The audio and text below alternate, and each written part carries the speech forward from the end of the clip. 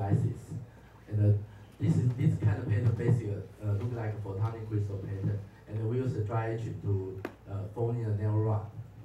After dry etching, we use sidewall passivation. Then the top pyramid will grow by MOCVD. Then use a traditional ITO plus the pad deposition. We finish the device.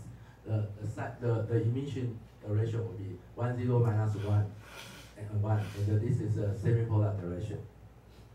Okay. And this is I used for the Christmas tree last year. Okay. Christmas tree car. Okay. Christmas car. And it's like a Christmas tree. And the sidewall is pretty good and well prepared. And the top is all connected. Okay.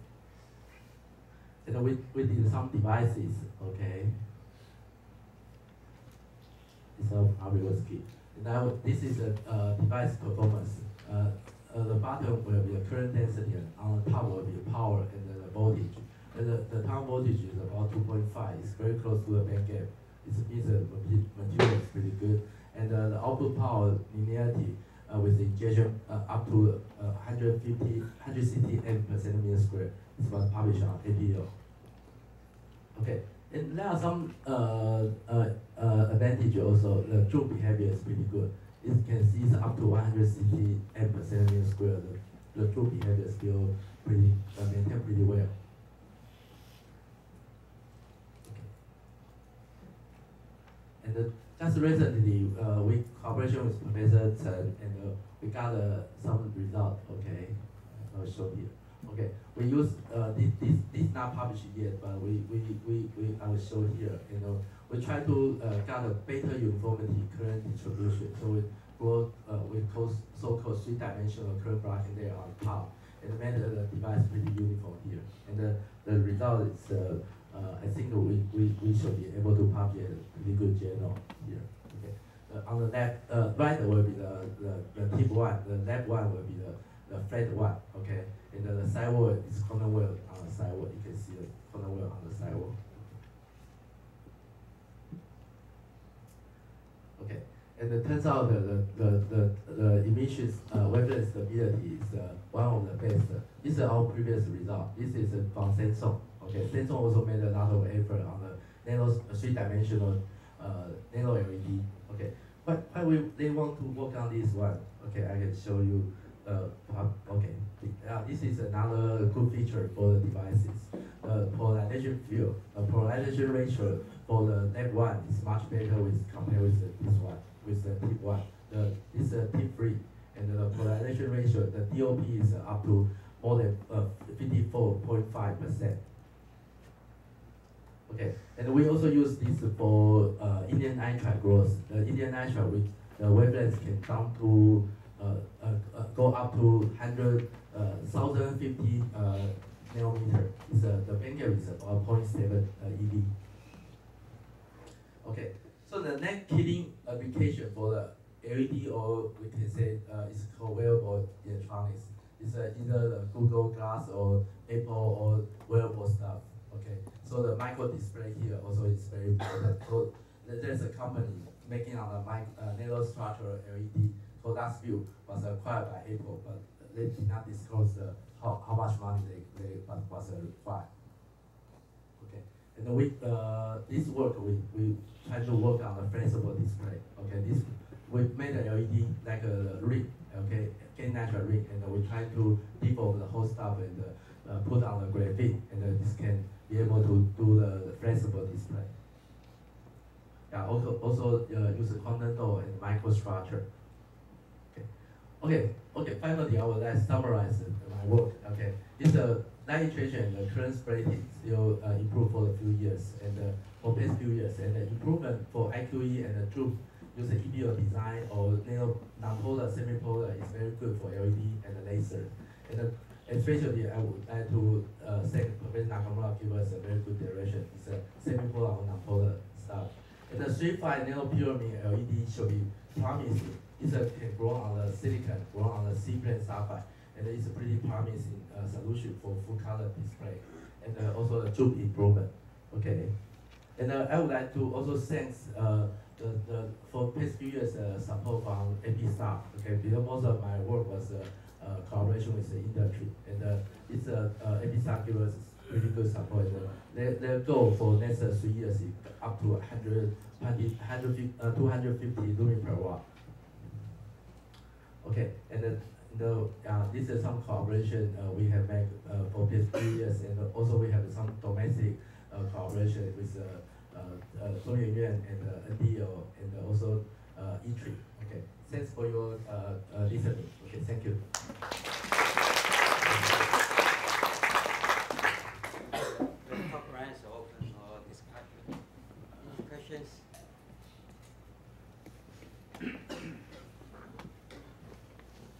So I have a question.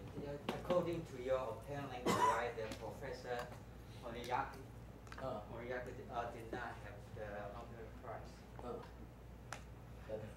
Yeah, okay. I think because Nobel Prize they only allow 3 people, right?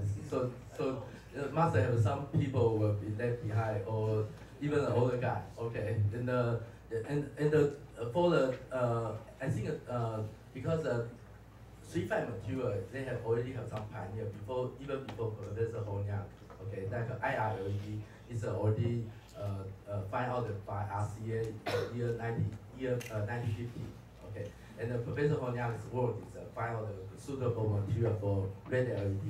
But the difficulty for red LED is to grow P-type is relatively easy compared with the gallium nitride. Gallium nitride at that point, all the United States group already give up using gallium nitride. People start to use 2,6 material. And when I was graduate student, I think it's a big change. Lot of 2,6 group professor they start to do gallium nitride. Yeah, because previous people believe 2,6 can make a green laser and or wide band material. So the contribution for these 3 professors, I think, is the more important. Really? Okay. Any other questions?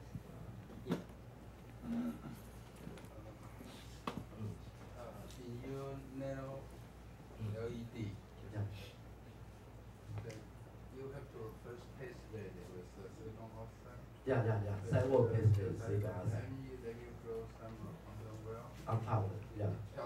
What kind of method you use? Because you have this thing that you grow like this, how you control how good is the crystal quality and the thickness control of the quantum well? How do you do that? Okay, the thickness control is basically it's by some experimental work we can fix the flow rate and the growth condition, especially 5-3 ratio we can control it. It's a single crystal. Yes, Right, yeah. layer by layer. Layer by layer, yes, yeah. We did a pretty low growth rate on this stuff.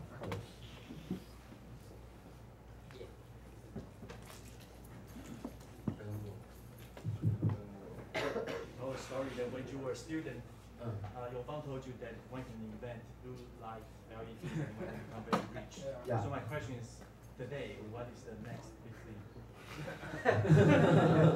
Yeah, I think for LED, probably LED is already a lot of work, but the next big thing is something related to a wearable or combined with the bio, probably will be a very big thing to study. Combined with the biotechnology, I think it's a very big thing to study. And the wearable, I think, is a key application. A lot of people, like Intel, this year they have a competition. If you got any idea, okay, you can form a team about 3 to 5 people. If you win award, it's each one probably get more than 10,000, 100,000 NT dollar. It's something like it. Wearable is a very next trend. Thank you. Also, 2-dimensional material probably is interesting. Any other questions? Yes. So I would like to know what's the upper bound of the efficiency you mentioned. Okay. You mentioned that it's about 300 lumen. 300 lumen per watt. It's about it. Why is upper limit? Okay. Yeah. Here is I think like in US people did a lot of work to break down what's going on.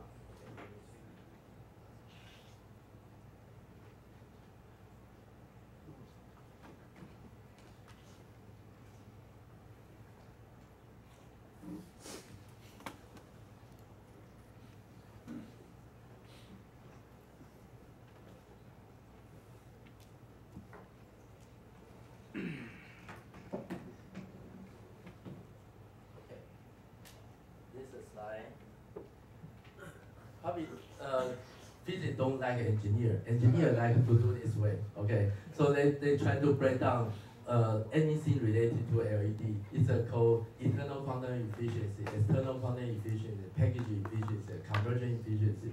So if everything reach to there's still gap. Okay, like here is the gap. Okay, and if we overall efficiency, if you overcome this gap, like some of the stuff like phosphor efficiency, because like blue to pump yellow, they have a stall loss. Okay, stall loss is invisible. You cannot prevent. So the conversion efficiency is probably go to 70%. 70% will be the maximum. Okay, so if you time everything and everything go to a perfect, will be a 300 joules per watt.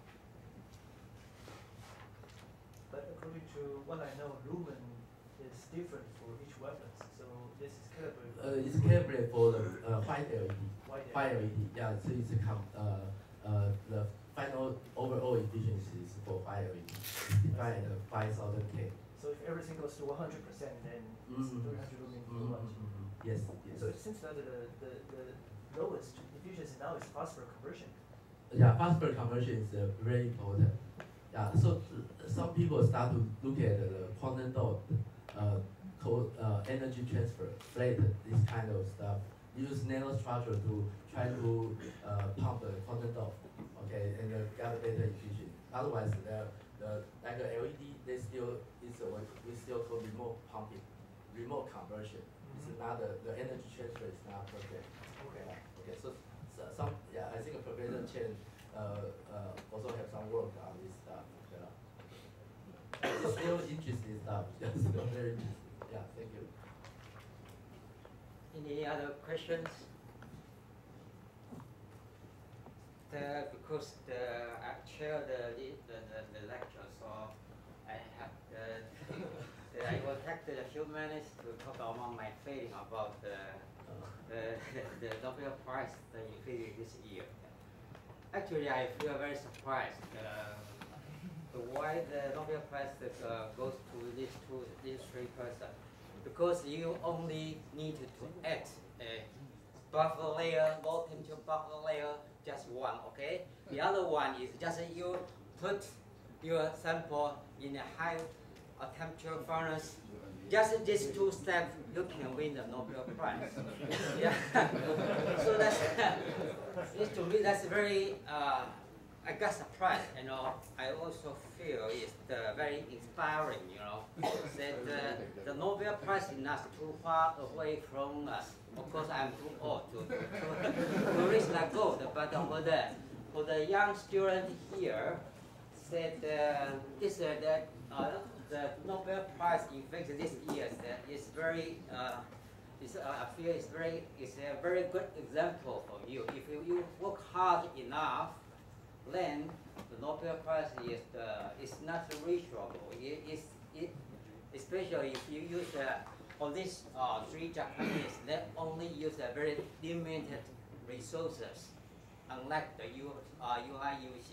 Or if you are in USA, you have very rich resources. But in Taiwan or in these three Japanese guys, they use a very limited resources, and they have to work very hard, and finally they got a very good output. Even though the step is very simple, but they can have a huge impact in our daily life.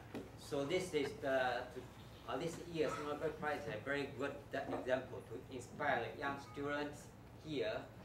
The Nobel Prize is not very too far away. Okay, that's my feeling. Yeah. Okay, thank you, Professor. Okay, if there's no any further question, would you please thank Professor Kuo again?